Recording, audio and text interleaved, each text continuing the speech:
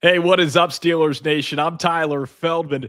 It is Super Bowl week, which means next week, all eyes will turn to the Steel City, just 78 days away from the draft kicking off in Pittsburgh for the very first time. And I'm Ben Bobick. A lot of new names and faces to learn since the last time we talked, gentlemen. And I'm Wayne Gandy. I got my cheat sheet. I'm going to just go ahead on and tell you a lot of new names. Can't wait to discuss his new coaching staff with you guys. Let's go here on the Pittsburgh Steelers Squad Show. Wave those terrible towels. It's the Steelers Squad. Everything Pittsburgh Steelers every week. Breaking down all the big hits and game-changing plays from the Steel City.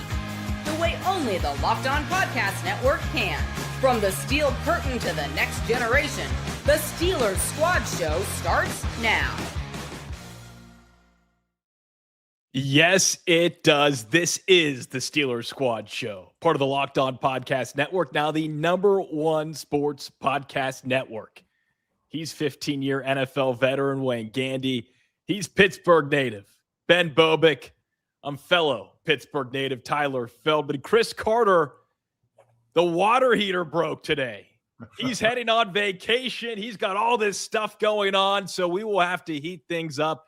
The conversation around the NFL and the Steelers, Mike McCarthy's coaching staff, right here on this Wednesday night edition of the Locked On Steelers Squad Show. Hey, guys, McCarthy's staff, it is taking shape. And the big news today, the offensive coordinator, Brian Angelico, named the offensive coordinator, comes from the Minnesota Vikings, where he was the pass game coordinator and the tight ends coach for the last few seasons. Wayne, let's get your initial thoughts just before we dive into the coaching staff as a whole. What do you think about Angelico coming in? You know, McCarthy said he was going to call the plays. How does Angelico factor in now that he's officially the offensive coordinator? Well, we talked about it. When you go out and make a statement like Mike McCarthy to let everybody know, including the guys he hires, that he's going to be the sheriff in town as far as calling the plays. And you have to find a coach that's willing to play a certain role. We've seen those coaches in different cities, different times, find a little friction, especially when things go bad. You know, the offensive coordinator, sometimes he gets the mark that he's not doing a good job. We just saw out there with Denver. Sean Payton firing his offensive coordinator, but Sean Payton was calling the plays. I mean, it's kind of confusing on how that works. But when you look at Angelico, you look where he's been with Minnesota. They've had a high-flying offense.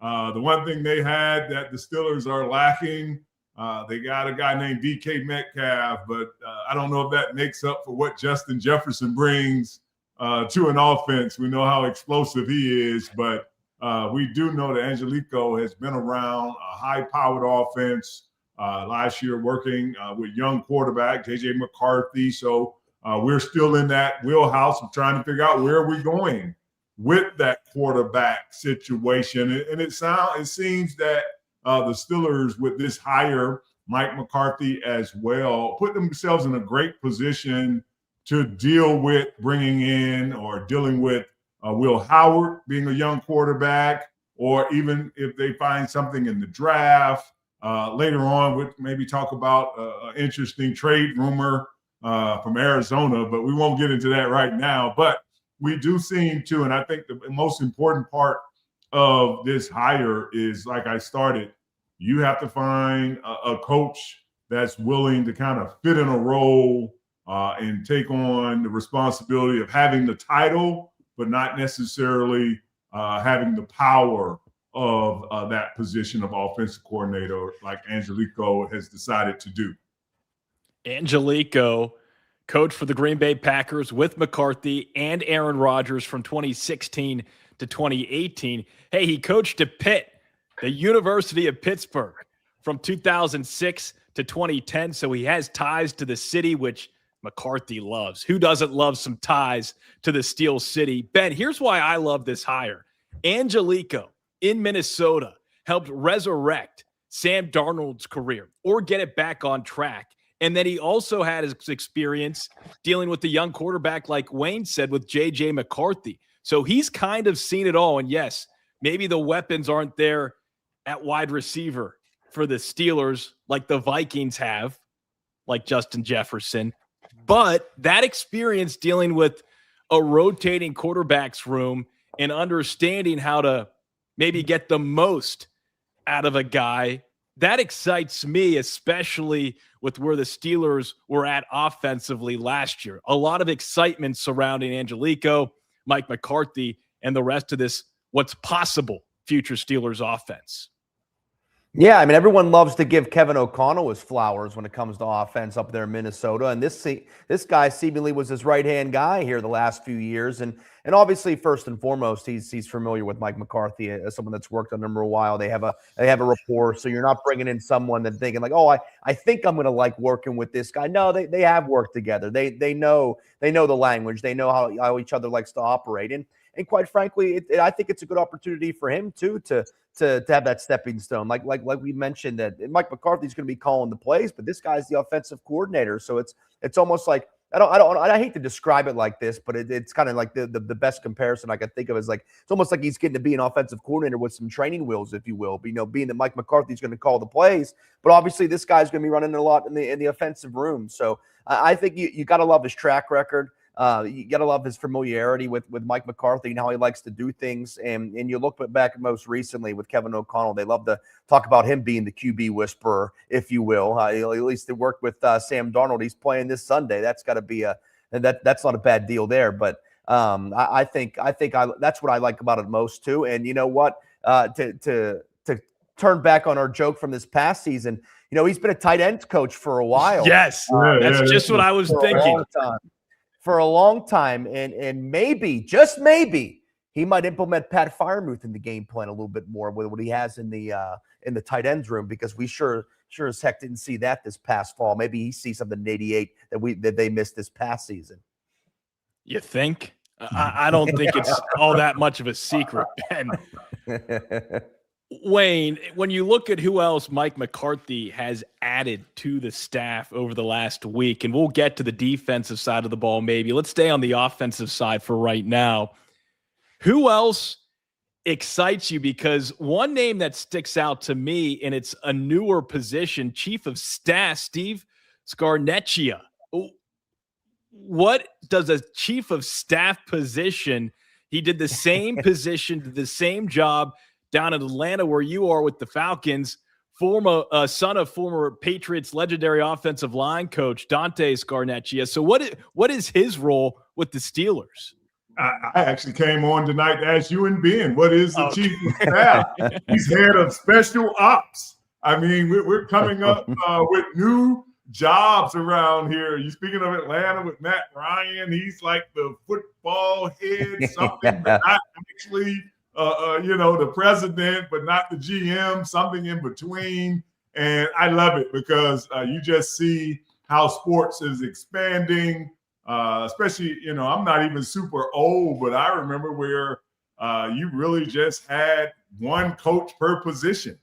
The coach didn't even have an assistant. He just was the O-line coach or the running back coach. Now everybody almost has a second guy to help them out. But the chief of staff, one thing that I like to hear Jari Evans is in there as the assistant O-line coach. I've always felt like the O-line always needs that special assistant coach, a lot of experience. You're talking about bringing a guy like Evans in who's probably, I don't like to say Hall of Fame because it doesn't, after this week, the last week of that, who knows what a Hall of Famer is, but the statistics of him says that he's headed to Canton at some point. But the thing I like Ben said, with BA being the OC, you look at his experience at tight end, we're already kind of in bed with that. That's not something you can change in a year. We are kind of embedded. That don't mean we can't work out of it, but hey, we have 2 or 3, 4 great tight ends that we still can use. But when you look at the staff, I think the familiarity of everyone. I think Coach brought in guys, a couple of guys that either went to Pitt, coached at Pitt, some hometown guys that he doesn't have to go in and explain his coaching style or what he expects. That's always key.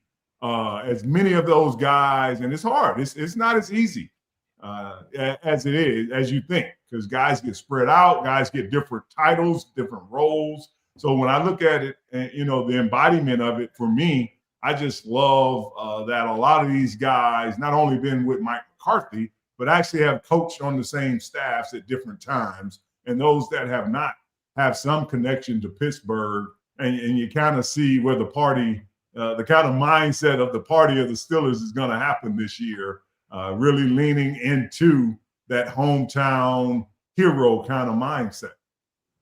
I do hope that mindset of bringing into town all these hometown guys doesn't create a cloud of smoke over what really needs to be accomplished. Wayne, I'm glad you mentioned Jari Evans. He is a finalist for the Pro Football Hall of Fame class of 2026. Those inductees for 26 get announced Thursday night.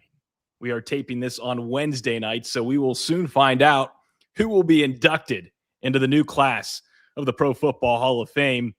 We will debate some of the quote-unquote snubs later on in this show. That was Wayne's idea. But, Ben, who sticks out to you on the offensive side of the staff so far? What comes to mind for you? What are you thinking with where the staff is right now?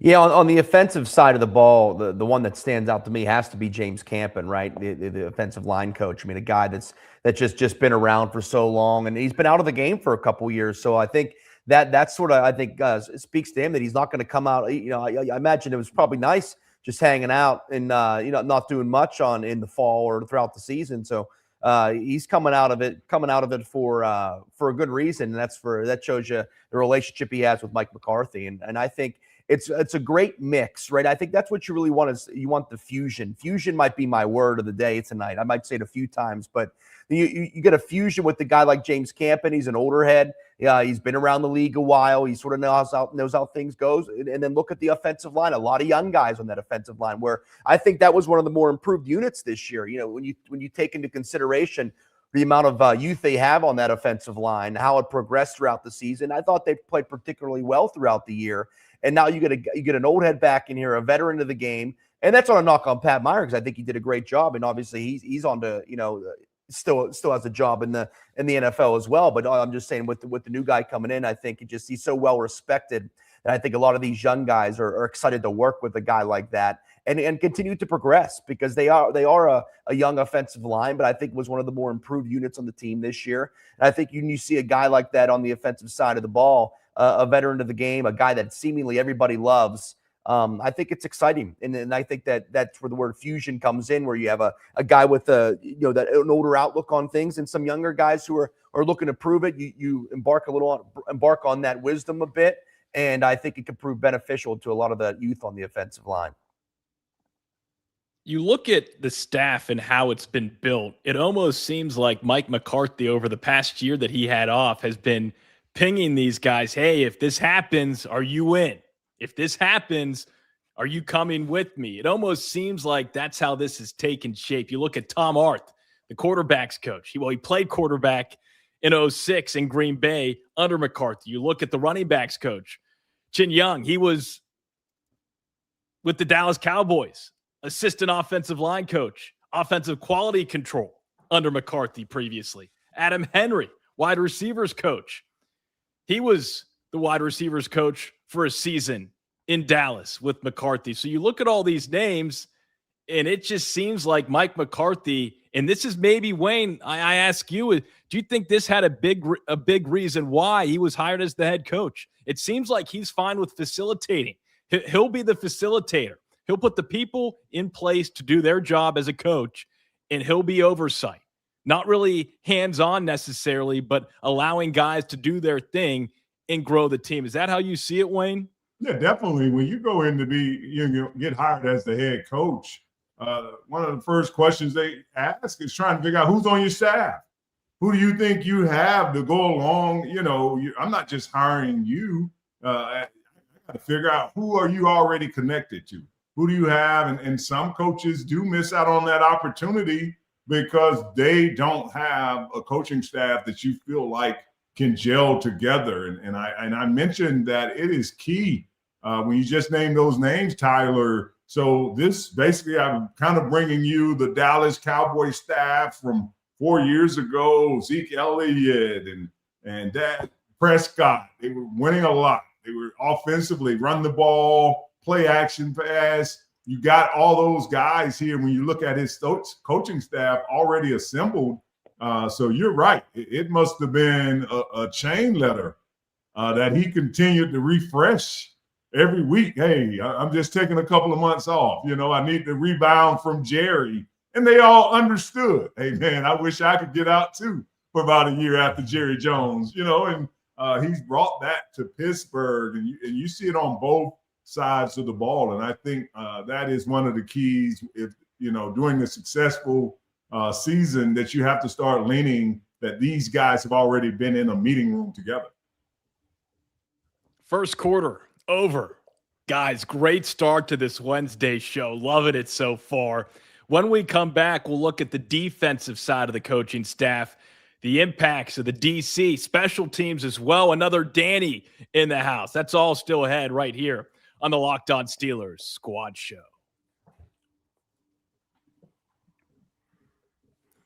But first, tax season doesn't have to take over your life. This year, TurboTax is making it easier than ever to just hand things off and move on with your day. With TurboTax Full Service, you can have your taxes done for you by a trusted local expert, start to finish, without the stress or guesswork.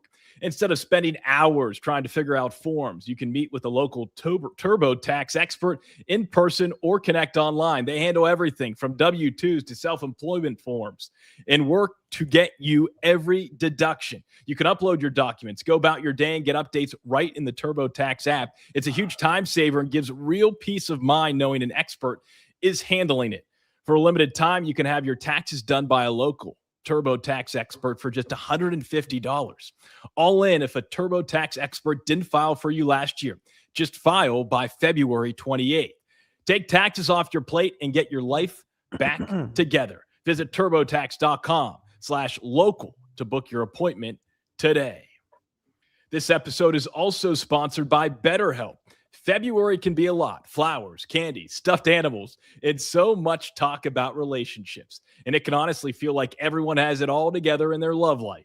But here's the truth. Whether you're married, dating, single, engaged, or just focusing on you, most people are still figuring it out. And no matter where you are in your romantic journey, therapy can help you find your way. It can help you get clear on what you want, what feels heavy, and how to take some pressure off yourself.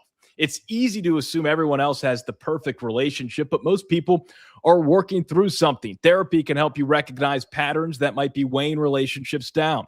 It can help you communicate better, set healthier boundaries, and stop carrying everything alone. And even if you're not in a relationship right now, therapy can help you feel more confident in what you want moving forward. The biggest thing, it reminds you that you're not behind. You're right on time. BetterHelp has licensed therapists in the U.S., and they do the initial matching work for you so you can focus on your goals. And if you want to switch therapists, you can do so at any time. Sign up and get 10% off at betterhelp.com/lockedon. That's BetterHelp.com/lockedon. All right, second quarter here on the Locked On Steelers Squad Show on a Wednesday night. So glad you're spending your evening with us. He's Wayne Gandy. He used to play for the Steelers. He used to play for the Saints. He used to play for the Rams. Am I missing a team, Wayne? The Falcons. The Falcons. Yeah, that was the last. I knew that was me testing you. And, of course, in the middle, the man in the middle, it's Ben Bobick, Double B. Appreciate both of you. And thank you, Steelers Nation, for joining us every week. All right, Mike McCarthy's staff is taking shape. We are evaluating here on the first half of this hour-long squad show. We talked about the offense. Angelico, the new OC, announced just a few hours ago. It was reported last night. He was being considered in reports throughout the week, but it is now official. Moving on to the defensive side of the ball, we haven't really had a chance to talk about this since the show last week, but Patrick Graham, the defensive coordinator, Jason Simmons, the defensive pass game coordinator and DB's coach. Wayne, I want to start with you. You know these guys. What are your thoughts on the defensive side of the ball and how the staff is looking? Well, I love it. You're talking about a couple of guys over there considered up for defensive coordinator jobs. So you have a lot of talent over there. When you look at Jason Simmons, Joe Witt Jr., who just left the Commanders as their DC. Quick story, Joe Witt Jr., I've been knowing him since he was 11 years old. He was the ball boy at Auburn. His dad was the D-line coach, Joe Witt Sr., and it's just great to see it. Anytime I almost become a fan of the team that he's coaching at, and to watch a young kid that you met when he was in the sixth grade, and we used to give him so much crap during training camp at Auburn. He would work in the equipment room, and he was the ball boy. So, some of those stories of being true football people, he is truly one of those guys. You're talking about all the way back then until now, just to watch him go up and up, and really was pulling for him down there with the Commanders. But he's part of that reason where you look like, wow, you got a hot defensive coordinator right there as your defensive back coach. Jason Simmons, we played with the Steelers for 3 years. Jay Sims, it's just funny to see Jay Sims, Deshae Townsend, and Hines Ward all coaching. If you were me, you'd be laughing out loud. They were three of the young guys that really embraced me when I got there. They were in their second years, and you would have never saw that. They were like a little trio. They went together. Deshae was there to win a Super Bowl with the Steelers, and it's just great to see all three of those guys part of it. But Jason Simmons, just to see him, this is the light. He was up for a couple coordinator jobs. So you really look on the defensive side, and that's the thing that you really see as something to build on. A lot of guys that are football guys, former players. Pico, is that how you say his last name? The defensive tackle, Petco, yeah. The D-line coach. 15 years up there, young guy, 42, to be able to bring that energy, get Derek Harmon going. That mix you was talking about, Tyler, where you got those veteran coaches, but in certain positions you got some youth to really, really excite those positions. So, and Becco, you got a guy that's always been in the AFC North. He played for the Ravens, he played for the Bengals, so he knows about that division. So a lot of things defensively, and a lot of guys on that side of the ball that really I feel can get the job done. And to see how some of these guys were up for D coordinator jobs, and you were able to get them in as position coaches, really sounds loud as far as something you have to check the box for Mike McCarthy. Certainly speaks to the culture that McCarthy is building right now. Hey, your boy, Joe Witt Jr., he was on McCarthy's staff for 11 years in Green Bay, 08 to 18. Started as a defensive quality control coach, worked his way up to cornerbacks coach for 9 years, and then pass game coordinator for his last year under McCarthy. So your boy Joe grew up as a coach under McCarthy, and now they're back together in Pittsburgh. That's pretty cool.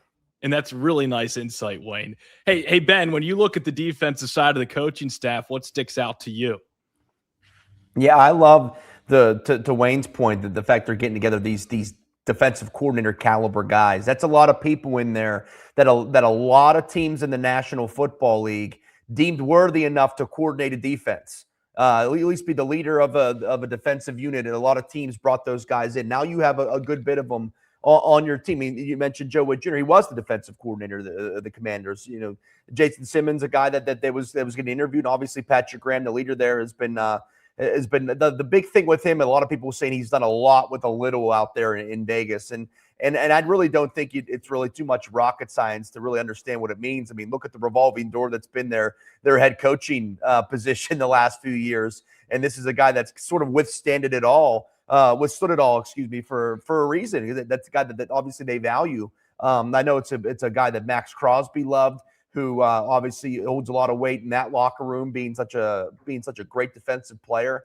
So I'm excited to see, what that means with the Steelers, have a lot of good veteran talent on the defensive side of the ball. Well, what can he do with it? You have some young guys. What are they going to address some things in the draft? And I think it's going to be cool to see their draft philosophy maybe a little bit with the type of defenders they want to draft. So I think that's going to be that's sort of been the consensus with him. But I just think that the biggest thing is a lot of these guys that a lot of teams are deeming worthy to coordinate a defense are all on your unit working together. But Wayne touched on him a bit. The Mata Peko one is a one that stood out to me, because let me bring back my fusion word again. This is a young guy. This is by young guy, I mean a younger coach who's played a lot of football in the National Football League. He played a lot of football in the AFC North, like Wayne mentioned. I think Big Ben popped on his podcast this past week, and you don't hear him say that he respects a lot of guys that played for the Bungles. And he's like, that was a guy that actually I respect on that team. He played the game the right way. He was great for a number of years. And I think that speaks volumes to have that younger guy there, that younger presence a bit. But then you think to see him work with Cam Hayward, I think that's a guy that Cam Hayward undoubtedly probably respects, playing that position. You mentioned obviously working with Derek Harmon, a lot of those guys on the defensive line, they're young. Y.A. Black, Keanu Benton's still pretty young. And so I think that's where you see the fusion sort of come in, not even just a younger guy as a coach, but to mix in with all of that experience they have, a lot of those McCarthy guys that have coached with McCarthy before. So I that one excites me because it sort of stands out like, okay, they're giving this guy a chance. And it's not just old pals, getting the band back together, all these guys for this smorgasbord of guys that have worked under McCarthy. While a majority of it is, you still get some younger guys getting a chance to prove themselves, and they see value in it. That's the defensive side. We've got to talk about special teams a little bit, because that's aspect number 3 to this staff. One Danny goes out down to Tampa. Another Danny comes in. Danny Crossman, 22 years of NFL coaching experience. Most recently with the Dolphins down in Miami. Look, I don't need the special teams to be anything crazy. And I think it's hard to evaluate a guy before he comes in with new personnel. But you come in with the game plan, right? He got the job for a reason. Wayne, when you look at Crossman, what do you see? Well, he's one of those guys we talked about at the beginning. He played at Pitt, so he's a hometown guy. And one thing you're right about, it's hard to evaluate special teams now. I mean, they changed the rules about every 6 minutes in the special team room. 1 year is this, 1 year is that. I mean, you do have to give these coaches around the league a little room in that leash, because they're changing the rules year to year on how to even return the football. But veteran coach that's been around, that you feel like Mike McCarthy is bringing back home, with a lot of experience. His last gig was the Dolphins, so the biggest thing for him is he's going to have to find some Timberlands and a Parker and get rid of those slides. But another guy that you just have to – I didn't see a lack in the, when you have the kind of kicker of Oswell, just line it up, get us right, make sure the protection there, the punting that was on. I didn't see anything wrong with the Steelers special teams last year to have to be able to evaluate him, other than you see that it's a long time. He's been in the league a long time, former player, which is always a good thing to be. And he has 2 great kickers, a great punter and a great kicker. Ben, how does the word fusion come into play here with Crossman on special teams? Come on, you got to find something. Yeah, that's a great question, to be quite frank. They need to get 2 guys back there returning kicks that have some fusion to maybe get a little spark on the kick return game, I guess is the force way to say it. But yeah, it's what I think I like about this guy is he's sustained a job in the league for this amount of years. And like Wayne said, they change the rules every 2 seconds. So the fact that he's been able to sustain a job in the National Football League, and teams find him valuable to keep him on staff, I think that speaks a lot to what he can provide. But obviously with Chris Boswell, you have a guy like that. It's sort of it's almost a cheat code when it comes to the kicking game. That's a good way for him to come in. But I would love to see him, sort of evaluate and maybe improve the return game a bit. I mean, when did we really jump back and have a punt? When was the last time we had a threat the return game when it comes to punts? Was it AB? I mean, realistically, think about it. It was a kind of a disaster there for a minute with Gunnar Olszewski. I mean, Antoine Randall. Yeah, right. But yeah, exactly. Yeah, Hank Boteet, Randall. We're here to talk. We're hitting on all cylinders here.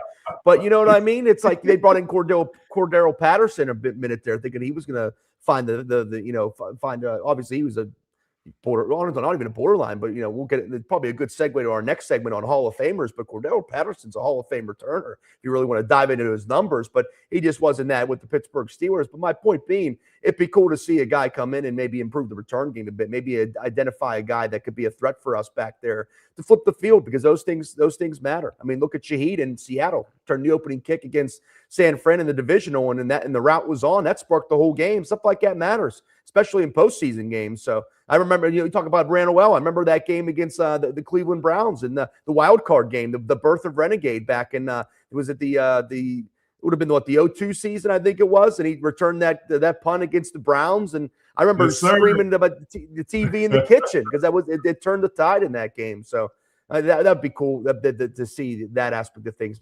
Maybe it's someone that can identify the return game getting back into it. But this guy's sustaining a job for so long, amongst all the changes with special teams in the league, I think is a good sign. Ben, what were you doing in the kitchen watching the game? Had a little TV. I was eating lunch. And oh, you were eating lunch, screaming. Of course. Yeah, Yeah, Ben doesn't skip lunch. Ben does not skip lunch.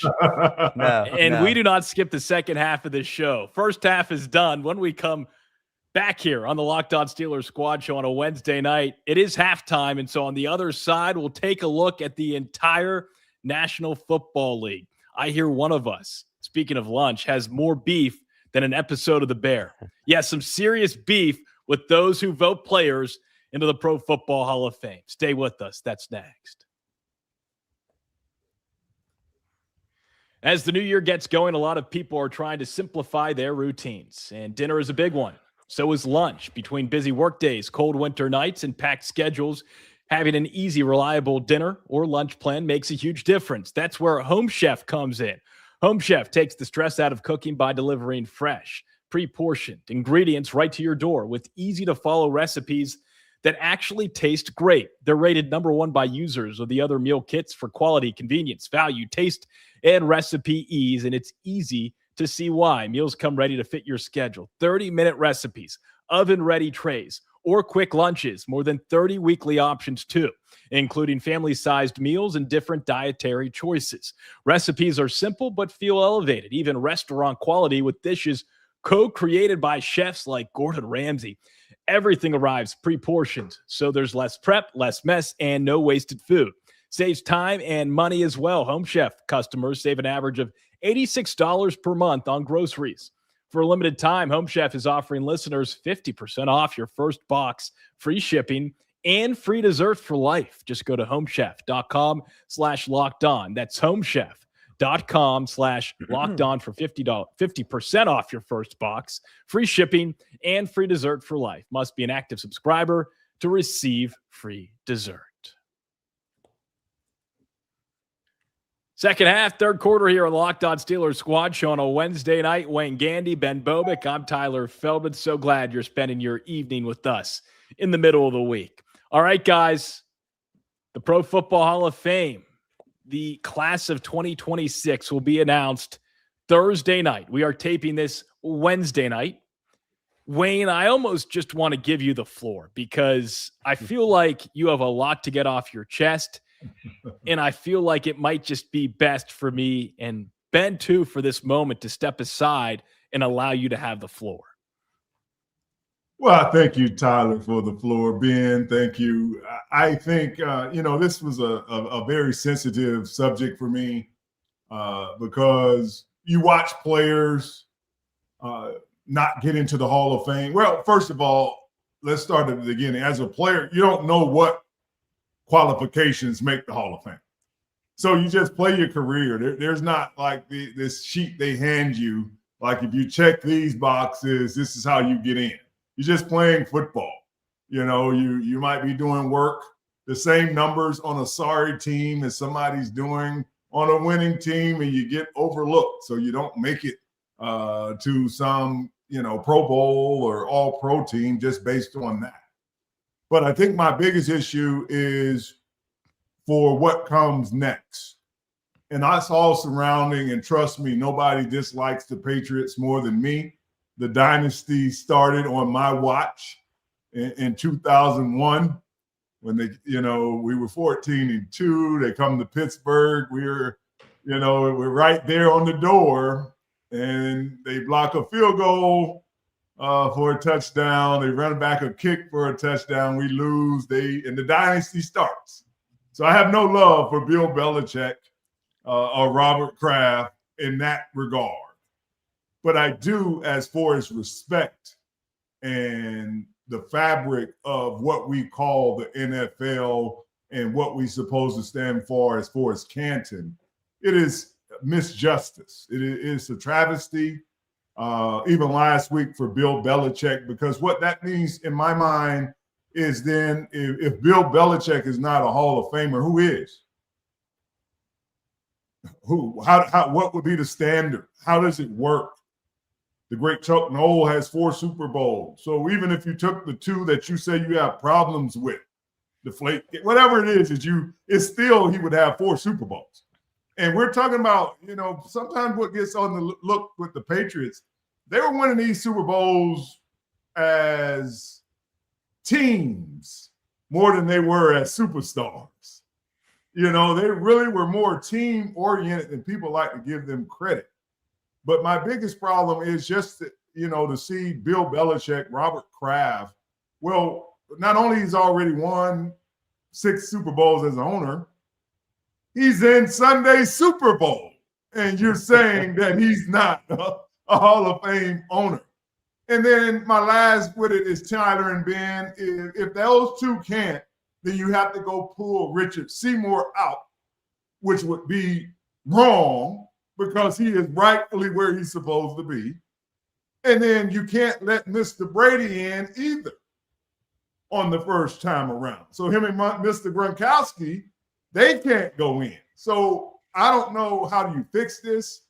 Terrell Owens tried to shine light on this a couple of years ago, that whatever you feel about T.O., Turl, or whatever you want to call him, he was a problem. I was in the meetings. He was the guy they circled. If we got to have a chance to winning, the guy that they circle is the guy. There's a guy that we circle. You got to stop this guy for us to win. And then you didn't send him. He brought attention, and it continued. I know whoever has that voting privilege, it's nothing about what you think. The actuality of it is what it is. It's not a subjective thing. Some things are. But 6 Super Bowls is not subjective. I'm sorry, we don't know. The man went to 10 Super Bowls and won 6. What is subjective about that? So that's all I had on that, because then for us Steelers Nation, if Mr. Mike Tomlin does not come back, then how do you put Mike Tomlin in and Bill Belichick? It starts becoming that domino effect. How do you get to say Mike Tomlin can go on his first shot, but Bill Belichick can't? And then it's just become a house of cards. And it kind of needs to be blown down, because all these awards, the Player of the Year award is always 4 quarterbacks and a running back. The Heisman Trophy is always 4 quarterbacks and just a guy, so it's like whoever's driving these wheels really needs to start standing up, owning it, and get into understanding that your bias is showing bright. And Wayne, just to clarify for everyone who's listening, not watching, it's not that, look, Belichick, Kraft, Tomlin, they're all going to get into the Pro Football Hall of Fame. You're arguing the fact that they're not first-time ballot Hall of Famers. Just want to make that crystal clear. not just first ballot, because I don't believe I believe a Hall of Famer is a Hall of Famer. I believe that every year, if it's 12 people and they all deserve, all 12 should go. I think that's one thing I like about baseball. They don't try to force it. They might only send one guy, or they might send 7. I love that because they're saying this year we just don't agree. So to me, that whole ballot, if it's 12 people, because someone else is now up for that situation, they shouldn't push somebody else down. And that's what it always seems to be. Some true Hall of Famer retires, and then somebody like Tom Brady retires, then Torrey Holt, if he doesn't get in tomorrow, gets pushed down again. That kind of situation continues to happen. Now, I will say there is hope and an expectation that LC Greenwood, 13 seasons for the Steelers, key part of those 4 Super Bowl championships in the 70s, that he'll get in off of the senior coach contributor candidate pool.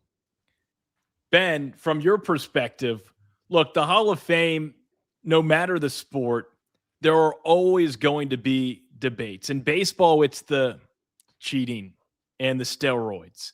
It's hard to argue what Barry Bonds, Pete Rose, all these guys. But from the media side, Ben, and you're still in the media side, I guess we all are. I'm kind of outside of that journalism realm right now currently. But you know how some of these writers are. A lot of them take it seriously, but a lot of them carry egos. And at the same time, there's always a small percentage that doesn't put the same amount of care that it deserves. And I think it might be a little bit different for the Hall of Fame versus, let's say, AP Top 25. But still, there are voters that are picked. And each one puts a different amount of effort into making sure they're watching all the games or they're evaluating appropriately. It's almost like at the Women's College World Series that I covered a few years ago. They asked me who should be the MVP.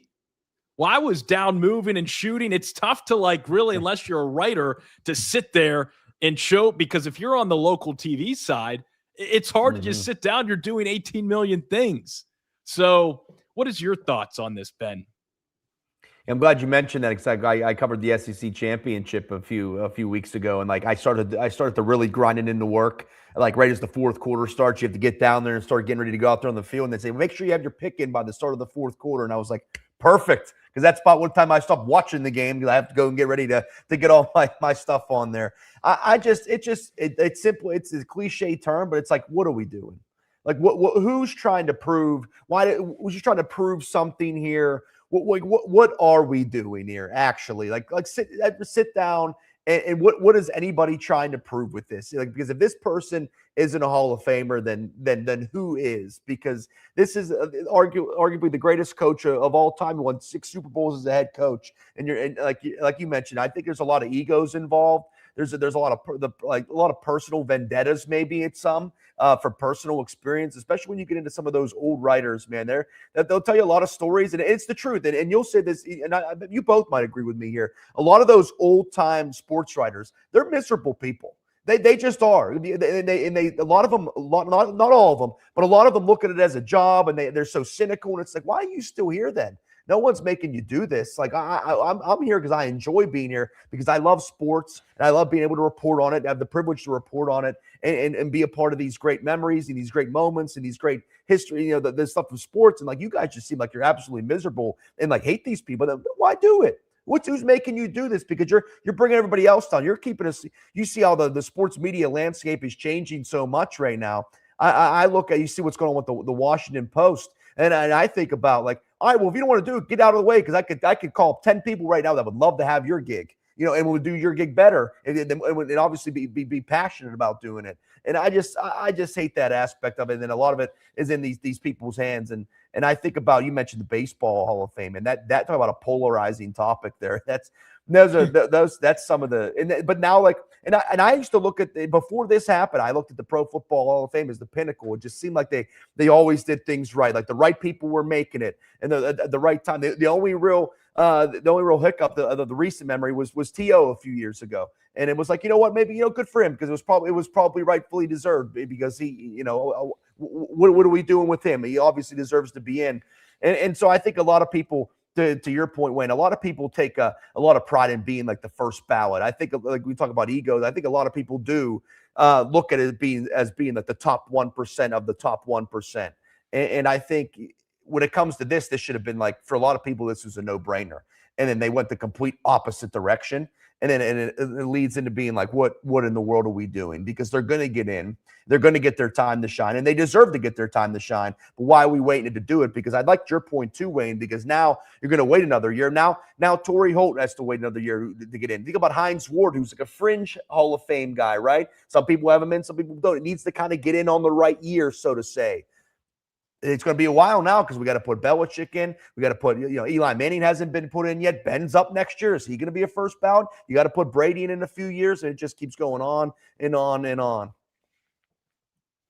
When are they putting Wayne Gandy in? I'm fed up. Yeah. This is absolutely absurd.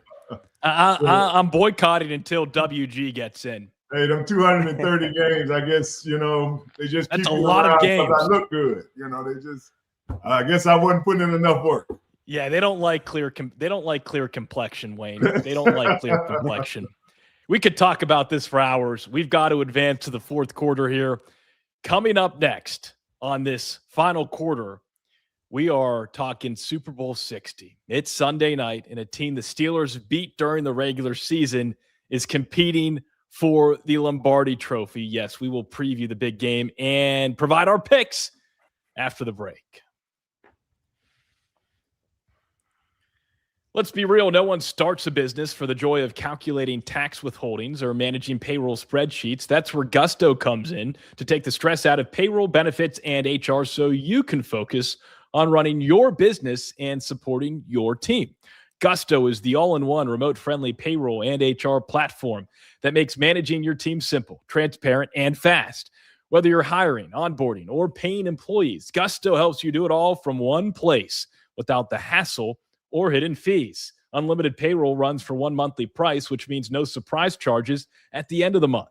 Gusto's automated tools like offer letters, onboarding materials, and direct deposits can save you hours every week, and knowing you can reach certified HR experts anytime provides real peace of mind.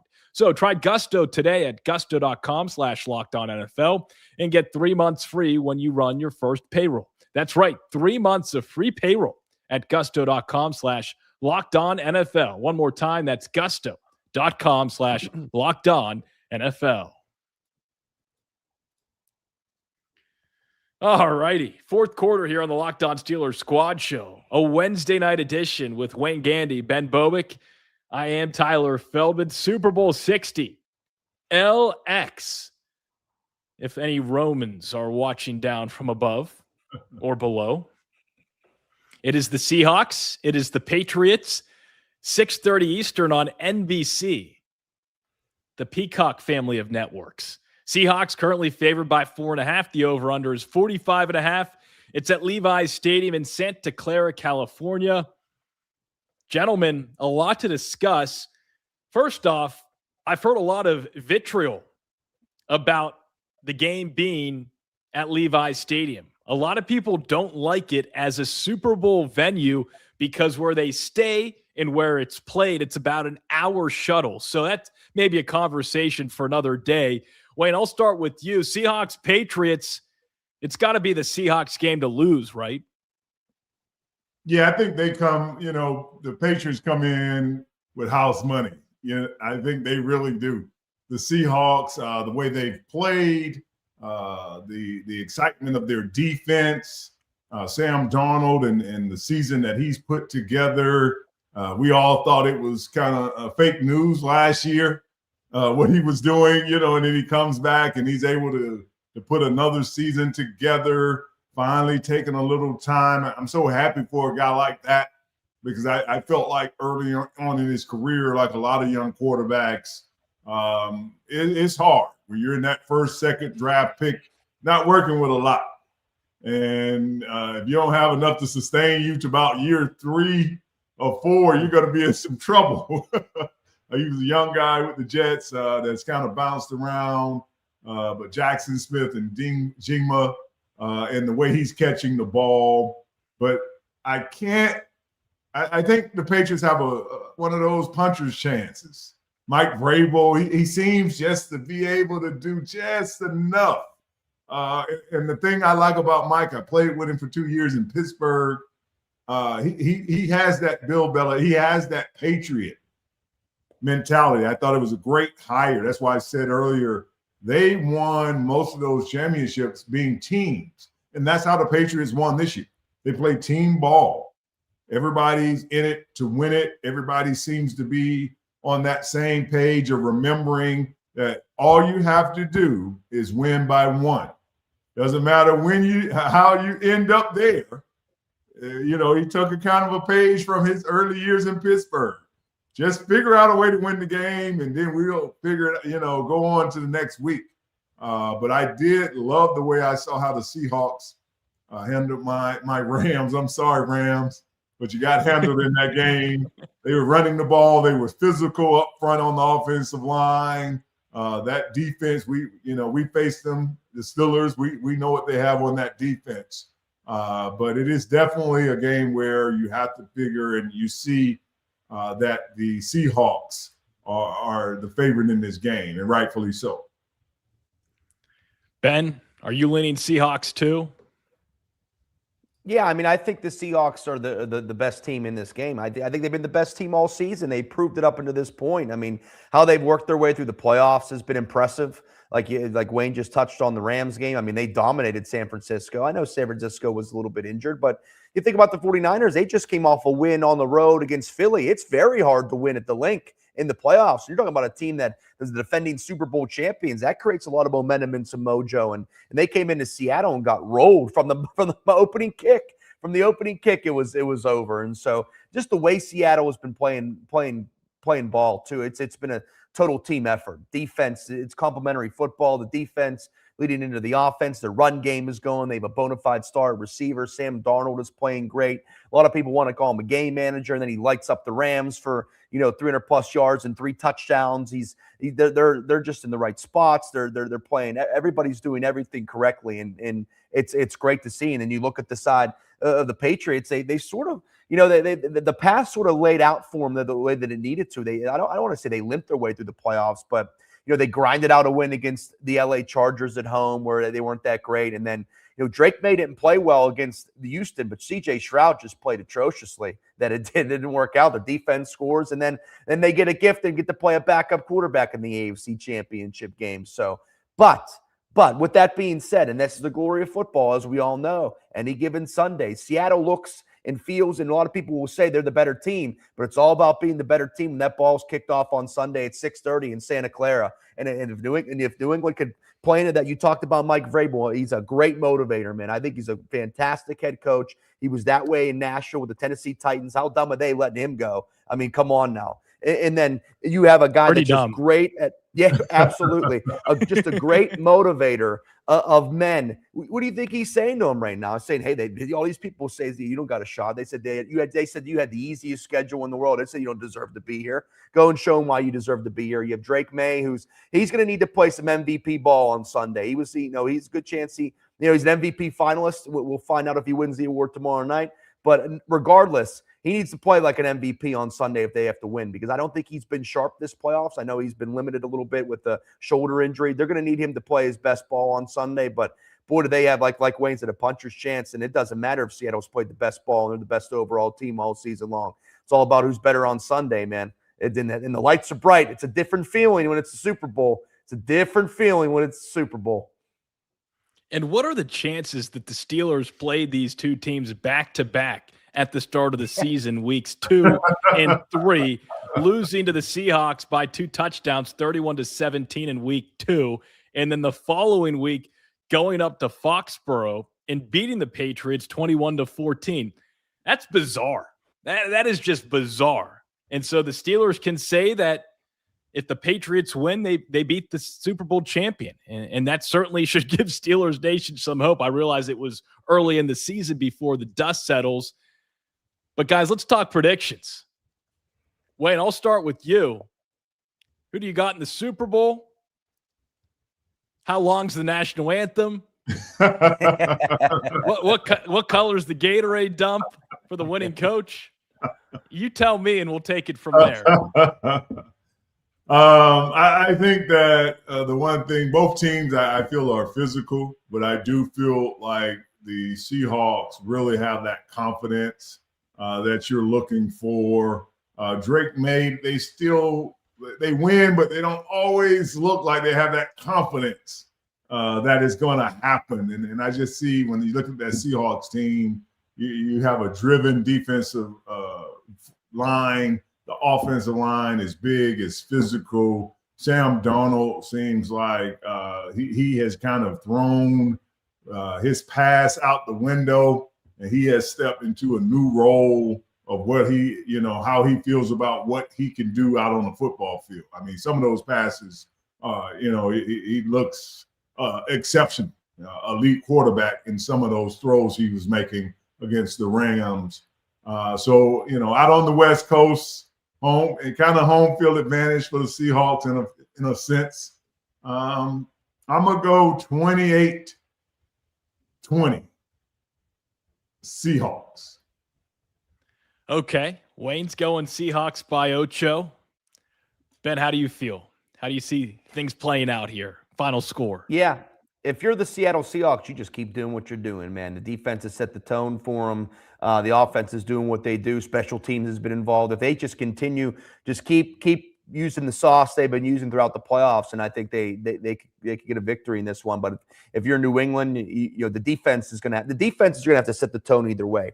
And I think that's why New England has been successful in their playoff run. You think about the LA game, the Chargers don't score a touchdown. The defense scored against Houston and obviously created a bunch of turnovers off C.J. Stroud. And then even you think about the win against Denver. I mean, the defense set up their only touchdown and ultimately was the catalyst in them winning. The defense gets a fumble or a forced fumble, whatever it was, sets them up on the doorstep. Drake May runs it in, they grind it out from there. So the defense is going to have to set the tone for New England and obviously both sides of the ball, or both teams, I think.